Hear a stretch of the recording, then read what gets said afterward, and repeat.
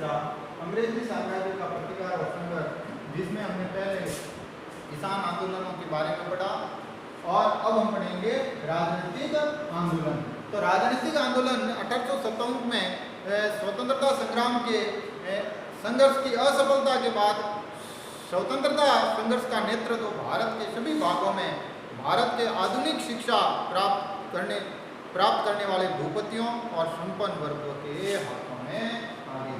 यानी 1857 का संघर्ष जब विफल हो गया, क्या हो गया? विफल हो गया, तब उस संघर्ष को आगे बढ़ाने के लिए स्वतंत्रता आंदोलन का भाग शिक्षित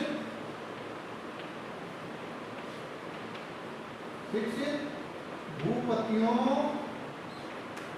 पर आ गया। क्या आ गया? पर आ गया, पर आ गया, भूपतियों पर आ गया।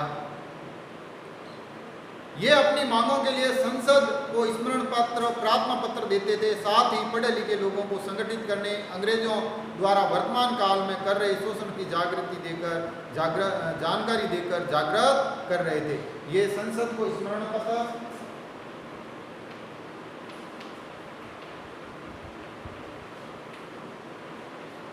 संसद को स्मरण पत्र, प्रार्थना पत्र,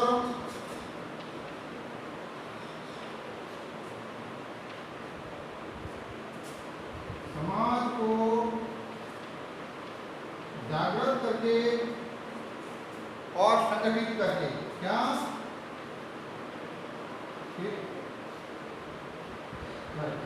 इस तरह से इन्होंने इस आंदोलन को आगे बढ़ाया। धीरे धीरे भारतीयों की आकांक्षाओं तथा भारत के संवैधानिक और प्रशासनिक सुधारों के लिए तैयार करना चाहते थे। और ये भारत में प्रशासनिक व संवैधानिक सुधार चाहते थे। क्या करते थे? सुधार चाहते थे। साथ ही अंग्रेजों द्वारा किए जाने वाले शोषण और अत्याचारों की जानकारी अधिक से अधिक लोगों को देकर आंदोलन का विस्तार तथा देश के सभी क्षेत्रों, वर्गों तथा धर्मों को मानने वाले लोगों को संगठित करना चाहते थे। 1858 के बाद राजनीतिक चेतना का प्रचार हुआ। कब हुआ? 1858 के बाद राजनीतिक चेतना का प्रचार हुआ। यानी लोगों में राजनीतिक चेतना जागृत हुई और इसकी जानकारी है जो बढ़ी। भारतीय भी धीरे धीरे राजनीतिक आकांक्षाएं बढ़े जाने लगी। सिविल सर्विस में स्थान ही नहीं, नियंत्रण करने की आकांक्षा जागने लगी। सरकारी सेवाओं में जो लोगों को उसकी तरफ आकर्षित हुए और धीरे धीरे उसमें वो अपना स्थान ही नहीं बना रहे थे, उनमें उनकी अधिक से अधिक संख्या बढ़ रही थी। अब भारत में जनता के द्वारा चुनी हुई और उसके प्रति उत्तरदायी सरकार की मांग की जाने लगी। 1868 में बंगाल के प्रमुख अखबार हिंदू पैट्रियट में संपादक कृष्णदास पाल ने एक ऐसी मांग की है। 1834 ईस्वी में उन्होंने भारत के लिए स्वराज शीर्षक से लेख लिखे और भारतीयों के लिए संवैधानिक सरकारों की बात की। उसी समय जो राजनीतिक संगठन भारत में थे वे इस प्रकार की प्रगतिशील मांग और उसके लिए संघर्ष के लिए तैयार थे। इसके लिए बंगाल के विद्वानों और चिंतकों ने 1875 में इंडियन लीग की स्थापना की। 1875 ईस्वी में बंगाल हमारे राजनीतिक चेतना, धार्मिक चेतना, समाज सुधार का केंद्र था। और उसी बंगाल में है जो राजनीतिक विचारक और चिंतकों ने है जो एक इंडियन लीग की स्थापना की।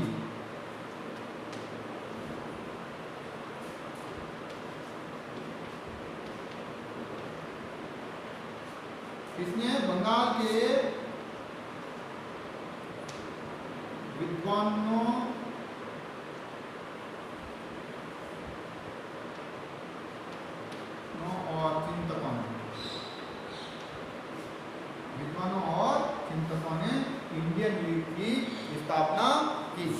और धीरे धीरे यही एक राजनीतिक संगठन बन गया। क्या बन गया? राजनीतिक संगठन बन गया। इसके बाद में एक चीज और आई, Indian association.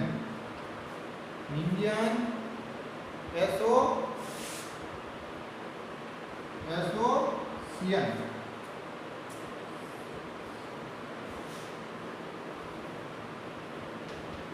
Indian association English version के साथ। इस संस्था की स्थापना उसी के इंडियन के बाद 1876 ईस्वी में हुई। कब हुई? 1876 ईस्वी में। इसके एक साल बाद ही इसकी स्थापना हुई और सुरेंद्रनाथ बनर्जी ने कलकत्ता के अल्बर्ट हॉल में लगभग 800 प्रमुख लोगों ने भाग लिया। और साथ में कौन था? सुरेंद्रनाथ बनर्जी के साथ ही कई लोगों ने इसमें भाग लिया। लगभग 800 कार्यकर्ताओं ने, कितने? 800 लोगों ने इसमें भाग लिया, जिसमें यह तय हुआ कि संगठन समान राजनीतिक विचारधारा रखने वाले लोगों को एक मंच पर लाएगा, वह सामान्य जनता को संगठित भी करेगा। फिर इंडियन नेशनल कांग्रेस की स्थापना हुई। क्या हुई? फिर बाद में धीरे धीरे इंडियन नेशनल कांग्रेस की भी स्थापना हुई 1885 में। कब हुई? इंडियन नेशनल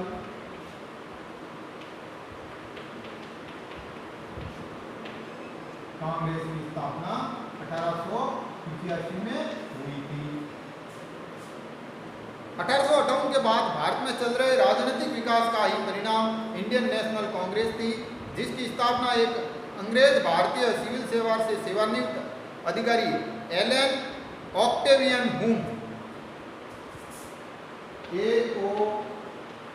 होम ने की। किसने की थी? होम ने, जो रिटायर्ड आईसीएस अधिकारी था, उसने की थी।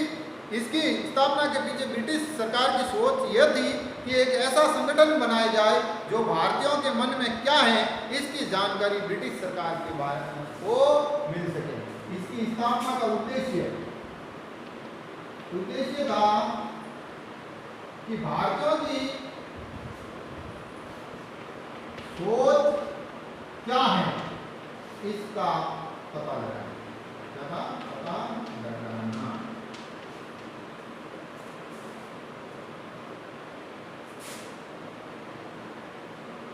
तथा इसके सम्मेलनों से राजनीतिक नेताओं के मन की भड़ास निकल जाएगी तथा उन्हें अंग्रेजी शासन को हटाने के सशक्त प्रयासों को भी रोका जा सकते हैं।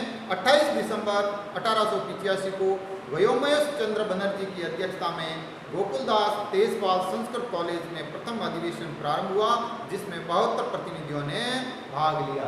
सबसे पहले तो 28 दिसंबर 1885 व्योमेश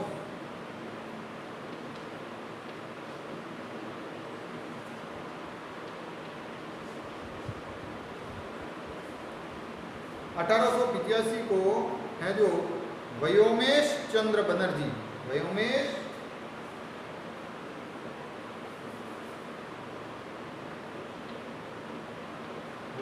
चंद्र बनर्जी की अध्यक्षता में ये है जो 72 प्रतिनिधि, कितने? 72 प्रतिनिधियों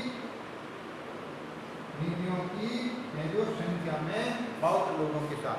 और इसके उद्देश्य थे राष्ट्र की उन्नति के लिए प्रयत्न में लगे लोगों को आपस में है जो परिचित होने का अवसर देना, आने वाले वर्षों में कार्यक्रम पर विचार करना, ब्रिटिश साम्राज्य के प्रति पूरी निष्ठा रखते और भक्ति रखते हुए इंग्लैंड की संसद द्वारा तय किए गए सिद्धांतों के विरुद्ध किए जाने वाले भारत सरकार के कार्यों का विरोध करना, या अप्रत्यक्ष रूप से यह संगठित भारतीय संसद का रूप ग्रहण करेगा तथा इस बात का उचित जवाब देगा कि अंग्रेजों की सोच क्या है और भारत के चुने हुए प्रतिनिधि व्यवस्था शासन व्यवस्था को योग्यता नहीं रखते हैं। कांग्रेस के काल को 2 कालों में बांटा जाता है। प्रथम काल 1885 से 90 के ईस्वी में, जिसे उदारवाद राजनीति कहते हैं, अथवा राजनीतिक भिक्षुवर्ती का युग कहा जाता है। और दूसरा है 1905 से 1919 तक का, जिसे अतिवादियों अथवा अतिवादी राजनीतिक काल कहे जाते हैं। अब कांग्रेस को दो भागों में, इसके काल को दो भागों में बांटा जाता है।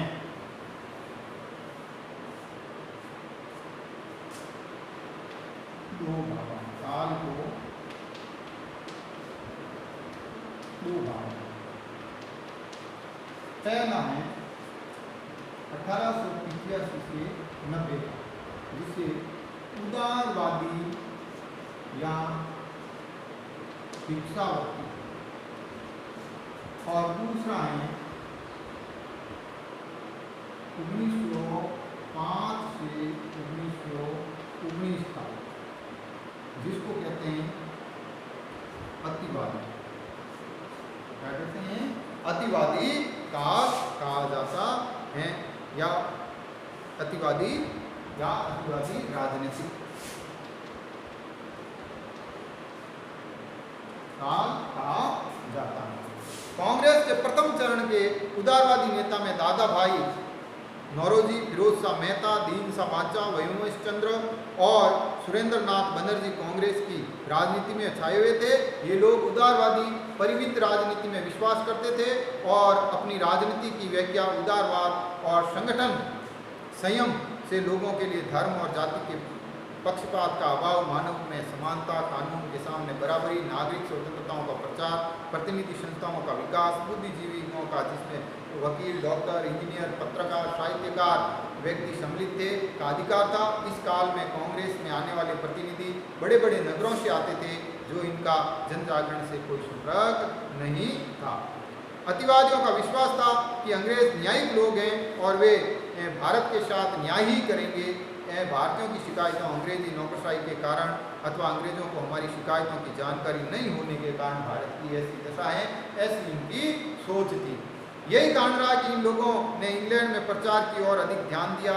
इस काल में कांग्रेस ने देश की स्वतंत्रता की मांग नहीं की, बल्कि भारतीयों के लिए कुछ रियायतें मांगी थी, कुछ सुविधाएं मांगी थी। और दूसरा काल था गर्म दल का काल, जिसमें 19वीं शताब्दी के अंतिम के प्रारंभ के वर्षों में है, जो 19वीं शताब्दी के अंतिम और 20वीं शताब्दी के प्रारंभ के वर्षों में गर्मपंथी विचारधारा के लोगों का कांग्रेस में प्रभाव बढ़ने लगा।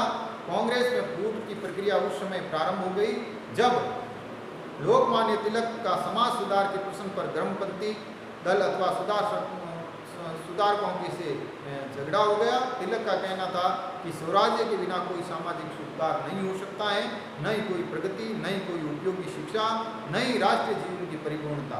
इन चार प्रमुख कांग्रेस नेताओं तिलक और बिपिन चंद्र पाल, अरविंद घोष और लाला लाजपत राय ने इस आंदोलन का मार्गदर्शन किया। इस गर्मपंथी आंदोलन के कार्यक्रमों ने विदेशी माल का बहिष्कार और स्वदेशी माल को निग्रह किया, राष्ट्रीय शिक्षा और सत्याग्रह पर बल दिया, भारतीय उद्योगों को प्रोत्साहन देना जिसमें भारतीयों को कार्य तथा सेवा का अवसर मिल सके, सरकारी नियंत्रण शिक्षा संस्थाओं के स्थान पर राष्ट्रीय शिक्षा योजना बनाई जाए और विद्यार्थियों को देश सेवा में लग जाए। स्वशासन का आंदोलन भी हुआ। 1915 में डॉक्टर एनी बेसेंट ने आयरिश होम रूल के नमूने पर होम रूल लीग की स्थापना की। 1916 में तिलक ने बेलगाम में अपनी होम रूल लीग स्थापित की। दोनों संस्थाएं तालमेल से कार्य कर रही थी। इनका उद्देश्य अंग्रेजी साम्राज्य के भीतर स्वास्थ्य की मांग को, और इसके बाद एक स्वशासन था। क्या था? स्वशासन भी था। स्वशासन का अर्थ होता है अपने लिए सुधार करना।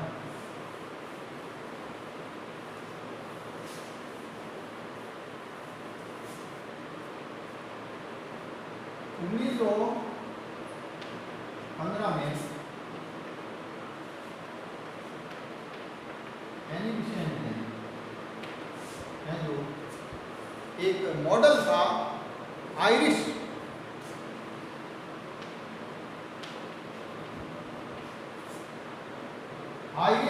होम रूल,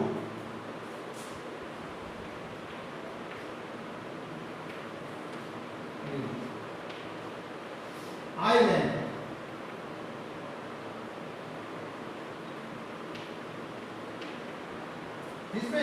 था कि अपने घर से सुधार करना या अपने से सुधार करना, ये आयरिश मॉडल था।